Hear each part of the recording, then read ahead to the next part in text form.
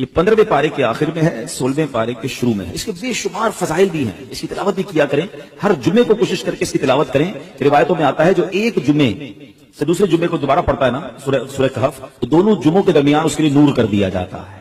سورہ پاک مکہ مکرمہ میں نازل ہوئی، اس میں 12 رکوع ہیں، 111 آیتیں ہیں، 1577 کلمے ہیں اور 6360 حروف ہیں۔ سورہ کہف پڑھنے سے گھر میں سکون اور برکت نازل ہوتی ہے۔ حضرت برہ بن عازب رضی اللہ تعالیٰ فرماتے ہیں کہ ایک مرتبہ ایک صحابی نے سورہ کہف پڑھی تو گھر میں ایک جانور تھا، وہ بھی بدکنا شروع ہو گیا۔ انہوں نے سلامتی کی دعا دیکھی، سلامتی کی دعا کی اور غور سے دیکھا کہ کیا بات ہے، تو انہیں ایک بادل نظر آیا جس نے انہیں ڈھانپ رکھا تھا۔ ان صحابی نے اس واقعے کا ذکر جب نبی پاک علیہ الصلوۃ والسلام کی بارگاہ میں کیا تو پیارے آقا علیہ الصلوۃ والسلام نے فرمایا، اے فلاں، قرآن پاک کی تلاوت کرتے رہا کرو، وہ بادل سکینہ تھا، وہ سکون کا بادل تھا جو قرآن مجید کی وجہ سے نازل ہوا تھا۔ تو سورہ کہف یہ سکون کا، یہ برکت کا باعث ہے۔ اور ایک اور جگہ پیارے آقا علیہ السلام فرماتے ہیں، جو سورہ کہف کی ابتدائی 10 آیات یاد کرے گا وہ دجال کے فتنے سے محفوظ رہے گا۔ اچھا، اس صورت میں تلاوت کے فضائل تو اپنے ہیں، اس صورت سے ایک ہی صورت میں 3 کمال کے واقعات ہیں۔ ایک تو وہی کہف، غار، کہف کہتے ہیں غار کو، غار والا واقعہ ہے۔ ایک اس کے اندر حضرت ذوالقرنین کا واقعہ، اللہ اکبر، پڑھنے سے تعلق رکھتا ہے۔ East and west and north, تینوں جگہوں کا آپ نے سفر کیا، دنیا کے 3 کونوں کا آپ نے سفر کیا، اور جو آپ نے وہاں ایکسپیرینس کیا، کمال کی باتیں، اور ان کی پھر وہاں کیسے ملاقات ہوئی، یاجوج ماجوج کو کیسے پایا اور کس طرح اس کو جا کے انہوں نے بلاک کیا، یہ سارا واقعہ اس صورت میں موجود ہے۔ اور تیسرا اس میں واقعہ حضرت موسیٰ علیہ السلام اور حضرت خضر علیہ السلام کی جو ایک بڑی کمال کی ملاقات ہے، اس ملاقات میں کیسے کیسے واقعات ہیں، یعنی میں یقین کریں میرا بس ٹائم ہوتا تو میں آپ کو سورہ کہف کے 3 واقعات سناتا، لیکن یہ سب چیزیں ڈیفائن کرنے کا مقصد یہ کہ یہ آپ کے اور میرے قرآن میں سب موجود ہے۔ اچھا، ایک اور بات بتاؤں، یہ اصحاب کہف پر، یہ اس واقعے پر جو بھروسہ یا ایمان یا عقیدہ ہے نا، یہ صرف مسلمانوں کا نہیں ہے، یہ دیگر مذاہب کی کتابوں میں بھی 7 سلیپرز کہلاتے ہیں، 7 سونے والے۔ 7 سلیپر کا بورڈ لگے ہوئے ابھی، تو وہاں پر دیگر مذاہب کے لوگ بھی آتے ہیں کیونکہ ان کی آسمانی کتابوں میں بھی ان اصحاب کہف کا ذکر موجود ہے۔ اب یہ کون تھے، یہ کیا تھے، اب یہ واقعہ سنیے گا، پھر میں انشاءاللہ اس کے تحت کیا سبق ملتا ہے ہم سیکھیں گے، کیا میں اس پر ڈسکس کروں گا۔ اصحاب کہف جو تھے یہ شہر افسوس کے شرفا تھے، بڑے نیک لوگ تھے۔ جو شہر کا نام تھا افسوس، اور جو بادشاہ تھا اس کے معزز درباری بھی تھے، مگر یہ لوگ صاحب ایمان تھے، یہ بت پرستی سے بیزار تھے، یہ اللہ وحدہ لا شریک کو اپنا رب مانتے تھے۔ اچھا، وہاں پر جو بادشاہ تھا وہ بڑا ظالم بھی تھا اور بت پرستی کے لیے بڑا امفسائز کرتا تھا، جو بت پرستی نہیں کرتا تھا اس کو قتل کر دیتا تھا۔ اچھا، اس بادشاہ کا نام دقیانوس تھا۔ آج آپ کو ایک اور بات سمجھ آئے گی کہ ہم بعض اوقات کہتے ہیں یہ بندہ بڑی دقیانوسی باتیں کرتا ہے، تو ایکچولی دقیانوس تو جو لفظ ہے یہ بادشاہ کا نام تھا، اور چونکہ وہ ہزاروں سال پرانا بادشاہ ہے تو آج بھی اگر کوئی پرانی باتیں کرتا ہے، اولڈ ایج کی باتیں کرتا ہے، لوگ کہتے ہیں یہ دقیانوسی باتیں کر رہا ہے۔ ایکچولی یہ اسی کی طرف نسبت ہوتی ہے کہ دقیانوس نام کا ایک بادشاہ تھا، مگر وہ بڑا ظالم تھا۔ تو یہ لوگ جب دیکھا کہ یہ ہر مسلمان کو مار رہے ہیں، ہر ایمان والے کو مار رہے ہیں اور بت پرستی کے لیے ظلم کر رہے ہیں، تو ان 7 لوگوں نے کیا پلان کیا کہ ہم بادشاہ کے ظلم و ستم سے چھٹکارا پا کر شہر سے باہر چلے جاتے ہیں۔ وہ باہر گئے اور جا کر ایک ویرانے میں، ایک غار میں جا کر انہوں نے پناہ لی۔ اس زمانے میں ہوٹل اور یہ بلڈنگیں تو ہوتی نہیں تھی، ہزاروں سال پرانی بات ہے۔ تو بہرحال اب یہ غار میں گئے اور وہاں پر جا کر آرام کیا، تھکے ہوئے تھے تو سو گئے۔ اللہ کی شان یہ ہے کہ وہ تقریباً 300 برس سے زیادہ عرصے کے لیے سو گئے، یہ سوئے تو اٹھے ہی نہیں۔ اللہ اکبر۔ اچھا، ادھر حالات بدلتے رہے۔ بادشاہ کو جب پتا چلا کہ یہ لوگ غار کے اندر ہیں اور یہ مجھ سے چھپ کر گئے ہیں، بڑا ناراض ہوا اور اس نے اپنے ایک بندے کو بھیجا کہ جاؤ اس غار پر ایک دیوار بنا کے اس کو بند کر دو، یہ اندر ہی بھوکے پیاسے مر جائیں۔ جس بندے کو یہ آرڈر دیا گیا تھا نا وہ تھوڑا سا خدا ترس آدمی تھا، اس نے کیا کیا کہ ان 7 اصحاب کہف کے نام لکھے، پوری بات لکھی کہ یہ لوگ ایمان والے ہیں، بادشاہ کے ظلم سے جا کر اندر چھپے ہیں، اور ان کا یہ واقعہ ہے۔ ایک تختی لکھی، ایک صندوق کے اندر اس غار کے ساتھ دیوار میں اسے دفن کیا اور ایک دیوار کھڑی کر دی۔ حکم تو تھا بادشاہ کا۔ اب باہر والے لوگ یہ سمجھے کہ یہ بھوکے پیاسے اندر مر گئے۔ بہرحال ادھر بادشاہ کا انتقال ہوا، پھر دوسرا بادشاہ آیا، تیسرا بادشاہ، دور بدلتا گیا، اور یہاں جناب یہ سو رہے ہیں۔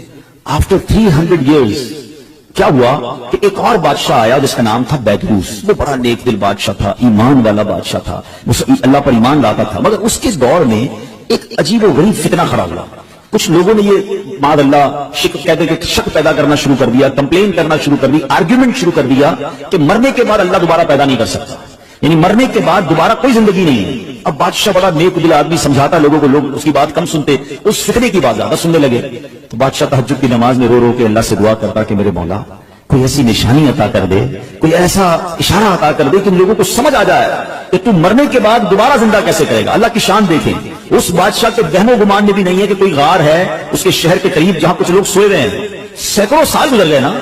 اب اللہ کی شان دیکھیں اس بادشاہ کی, وہ گریہ بازاری, وہ دعائیں کیسی رنگ لائیں کہ ایک چرواہا جو تھا بکریاں چراتے چراتے اس غار کے قریب پہنچا. اب قریب پہنچا تو دیوار 300 سال پرانی ہو گئی تو دیوار دھڑام سے گری. جیسی غار کے اندر اس نے دیکھا تو وہ گھبرا کر دوڑ پڑا.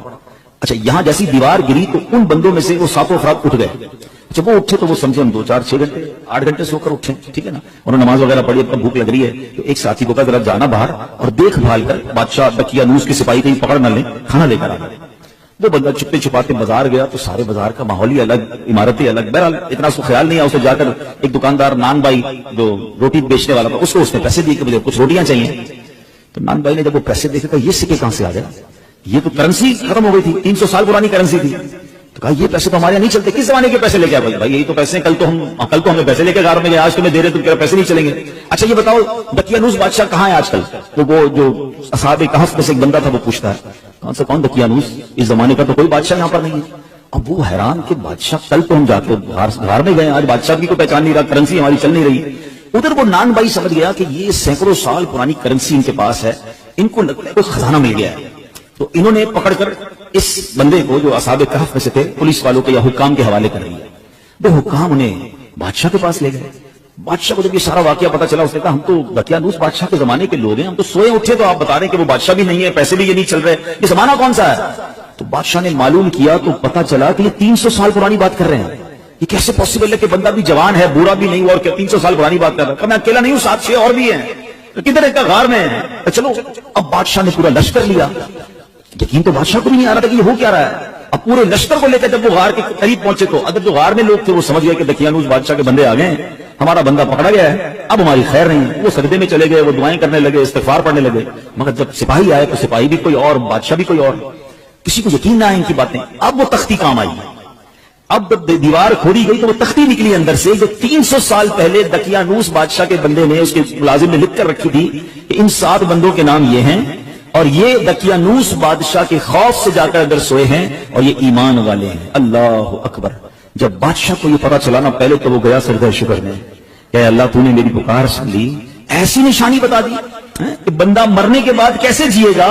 تو نے تو جیتے جی ہمیں دکھا دیا کہ تو چاہے تو 300 سال تک کوئی سویا رہے, نہ اس کا بال بھیکا ہو, نہ بال سفید ہو, نہ باڈی گلے, اور میرے رب تو نے انہیں پھر زندہ کر دیا. اب ترا پورا شہر آیا, سارے لوگ آئے جو بے ایمان ہو گئے تھے, جو اللہ کی قدرت کے انکاری ہو گئے تھے, سب کلمہ پڑھنے لگے, سب اللہ کی وحدانیت پر یقین لائے.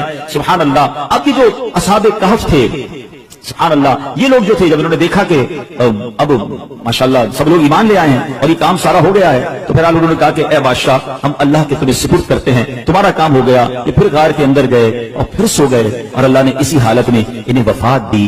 بادشاہ بیدروس نے سال کی لکڑی کا صندوق بنوا کر اصحاب کہف کی مقدس لاشوں کو ان میں رکھوا دیا. اللہ کریم نے اصحاب کہف کے غار کا ایسا روب لوگوں کو دلوں میں ڈالا کہ لوگ ان کی قبروں تک نہیں جا پاتے تھے. اصحاب کہف کی لاشوں کا حفاظت کا انتظام بھی رب نے کیا اور بیدروس بادشاہ نے غار کے منہ پر ایک مسجد بنائی, سالانہ 1 دن مقرر کیا اور ہر سال لوگ وہاں پر ان کے گویا عرس میں جمع ہو کر اللہ کی عبادت کرتے اور گویا وہاں جا کر عبادت کرتے. تو اے میرے پیارے اسلامی بھائیوں, یہ ایک واقعہ جو تفسیر قرآن کے ذریعے میں نے آپ کو سنایا. قرآن میں سورہ کہف میں پورا تفصیل سے واقعہ موجود ہے. سورہ کہف پڑھتے ہیں, آیتیں بار بار پڑھتے ہوں گے. بسم اللہ الرحمن الرحیم. ام حسبت ان اصحاب الكهف والرقیم كانوا من آیاتنا عجبا اذ اوى الفتية الى الكهف فقالوا ربنا آتنا من لدنك رحمة وهيئ لنا من امرنا رشدا فضربنا على آذانهم في الكهف سنين عددا ثم بعثناهم لنعلم اي الحزبين احصى لما لبثوا امدا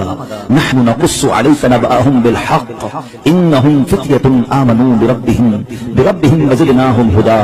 کیا تمہیں معلوم ہوا, ترجمہ کنز ایمان سنیں, کیا تمہیں معلوم ہوا کہ پہاڑ کی کھو اور جنگل کے کنارے والے ہماری ایک عجیب نشانی تھے.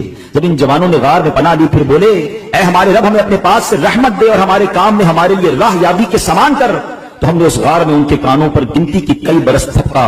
پھر ہم نے انہیں جگایا کہ دیکھیں 2 گروہوں میں کون ان کے ٹھہرنے کی مدت زیادہ ٹھیک بتاتا ہے.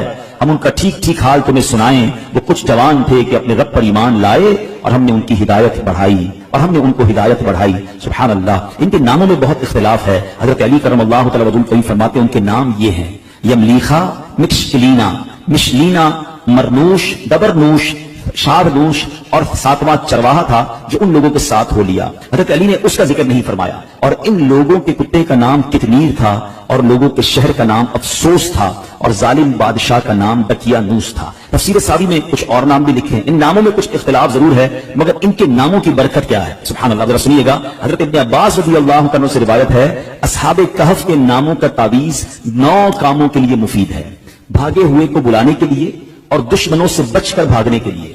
وہ بھاگ گیا اس کو بلانا ہے یا خود دشمنوں سے بچنا ہے، اس کے لیے بڑا مفید ہے. آگ بجھانے کے لیے کپڑے پر لکھ کر آگ میں ڈال دیں، انشاءاللہ آگ بجھ جائے گی. بچوں کے رونے اور تیسرے دن آنے والے بخار کے لیے. نمبر 4. مگر پھر بھی اس واقعے سے ہمیں درس کیا ملتا ہے کہ مرنے کے بعد زندہ ہونا، ہو کر اٹھنا، یہ حق ہے. اور اصحاب کہف کے اس واقعے سے گویا رب نے ایک اور قدرت کا نظارہ ہمیں دکھایا. سبحان اللہ. اور ایک اور بڑی پیاری بات پتہ چلی کہ جب بندہ اپنے ایمان کو بچا کر، اپنے دین کو بچا کر، اپنے آپ کو گناہوں سے بچا کر کسی سفر پر نکل جاتا ہے، کسی جگہ ہجرت کر جاتا ہے، وطن چھوڑتا ہے، پھر اللہ اس کی غیب سے مدد فرماتا ہے. اور ایسی مدد فرماتا ہے کہ عقل بھی کام نہیں کرتی. دیکھنا 300 سال غار میں اللہ نے حفاظت کی، کیونکہ ایمان کی فکر تھی. کہ آج کے دور میں ہمیں ایمان بچانے کی فکر ہے؟ ہم تو بے ایمانوں کی دوستی میں بھی خوش ہیں. لوگ کہتے ہیں کوئی بات نہیں، میرا ایک دوست ہے، بد مذہب ہے، مگر میں پکا ہوں، میں بیٹھتا ہوں اس کے ساتھ، میں سنتا ہوں اس کی باتیں، لیکن میں پکا ہوں، میں بیٹھتا ہوں. اللہ اکبر. ہمارے بزرگ وطن چھوڑ گئے، جان تکلیف میں ڈال دی، مگر بے ایمانوں کی صحبت میں نہ بیٹھے. ابھی آئے گا نا ماہ رمضان، تو کچھ شروع ہو جائیں گے سوشل میڈیا پر، ماہ مفسرین بن جاتا ہے نا. ہر بندہ قرآن کی تفسیر اپنی مرضی سے کر رہا ہوتا ہے، اپنے حساب سے جناب قرآن کھولیں گے. کوئی پینٹ شرٹ پہن کے قرآن سمجھا رہا ہوگا، کوئی داڑھی منڈا قرآن سمجھا رہا ہوگا، کوئی رمضان ٹرانسمیشن کے نام پر آپ کو بے وقوف بنائے گا. لوگ سب کی بھی سنیں گے. اللہ کے بندو، یہ ایمان کے بعض اوقات لوگ ڈاکو ہوتے ہیں. ہمیں قرآن سیکھنا ہے، مگر عالم دین سے سیکھنا ہے نا، مفسر قرآن سے سیکھنا ہے. ایک صحیح العقیدہ عاشق رسول عالم دین سے سیکھنا ہے، کہ ہر کسی سے سیکھنا ہے. لیکن نہیں یار، بس وہ ہر کسی کو سوشل میڈیا کا شوق ہے، میں آج اس کی سن رہا ہوں، کل اس کی سن رہا ہوں. پریشان بھی رہتے ہیں. ہمارے پاس آتے بھی ہیں کہ مولانا صاحب یہ میں نے سنا تھا، میں کنفیوز ہوں. بھائی کس سے سنا تھا؟ یار فلاں سے سنا تھا. پہلے اس نے کہاں سے سنا یہ تو پوچھ کے آؤ. کبھی کسی موچی سے کپڑے سلوائے آپ نے کہ یار جوتے بڑے اچھے سیتا ہے، کپڑے بھی اسی سے سلوا لوں؟ آپ کہیں گے نہیں یار، موچی کا کام جوتے سینا، درزی کا کام کپڑے سینا. ڈاکٹر آپ کا یار علاج بڑا اچھا کرتا ہے، یار ڈاکٹر علاج بڑا اچھا کرتا ہے، گھر بھی اسی سے بنوا لیتا ہوں، گھر بھی اچھا بنا دے گا. ڈاکٹر کا کام علاج کرنا ہے، بلڈر کا کام گھر بنانا.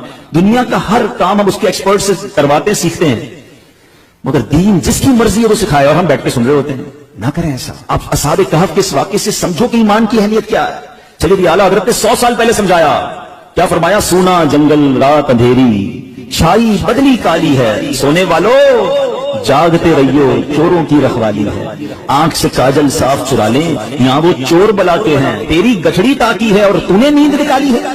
ابھی محاورہ کتنا کمال کا ہے، آنکھ سے کاجل چرانا. کیسے؟ کاجل تو آنکھ کے اندر ہی ہوتا ہے. اللہ کہتے ہیں اتنے شاطر ہیں، اتنے مکار ہیں کہ تمہیں پتہ بھی نہیں چلے گا اور تمہاری آنکھ سے کاجل چرا لیں گے. قرآن کے نام پر تمہارا ایمان چھین لیں گے، تفسیر کے نام پر دین کی بات کرنے آئیں گے اور تمہارے دین لے کے چلے جائیں گے، تمہارے عقیدے میں وسوسے کی سوئی چلو پہ چلے جائیں گے. تو یہ سمجھنا ہے کہ میں نے اپنے دین کی، اپنے ایمان کی حفاظت کیسے کرنی ہے. اور سبحان اللہ، ایک اور بات کی پتہ چلا، ایک بیدروس بادشاہ نیک دل مسلمان تھا نا. اچھا قرآن میں واقعہ موجود ہے نا. اس نے کیا کیا کہ ایک دن مقرر کیا سال کا، اور بزرگوں کے مزار کے پاس جا کر پورا سال میں ایک دن مقرر کر کے لوگ وہاں جاتے تھے، گویا ان کا عرس مناتے تھے، وہاں عبادت کرتے تھے، رب کی عبادت کرتے تھے. تو پتا چلا کہ آج بھی اگر بزرگان دین کے مزارات پر کوئی سال میں ایک دن مقرر کر کے اللہ کی عبادت وہاں کی جائے اور ان کا عرس منایا جائے، فاتحہ پڑھی جائے، تو اس میں کوئی حرج نہیں ہے. اصحاب کہف کا یہ واقعہ ہی ہمیں یہ سبق دے رہا ہے، قرآن ہمیں یہ بتا رہا ہے. سبحان اللہ. تو بہرحال میرے پیارے اسلامی بھائیوں، یہ ایک واقعہ بیان کرنے کا مقصد یہ تھا کہ قرآن میں کیسے کیسے خزانے موجود ہیں. تو پلیز اس رمضان میں صرف قرآن پاک کی تلاوت نہیں کرنی، قرآن پاک کو انڈرسٹینڈ کرنے کی طرف بھی آئیں. اللہ کی رحمت سے دعوت اسلامی کے ماحول میں ہمیں تفسیر قرآن صراط الجنان بڑی آسان اردو زبان میں دے دی گئی ہے. اس کو پڑھیں، پڑھ نہیں سکتے تو اس کی آڈیو جاری کر دی گئی ہے، سننا شروع کر دیں. آپ دیکھتے ہوں گے دعوت اسلامی والے تو پورا سال ہی فجر کی نماز کے بعد مسجدوں میں تفسیر قرآن کچھ ایک دوسرے پڑھ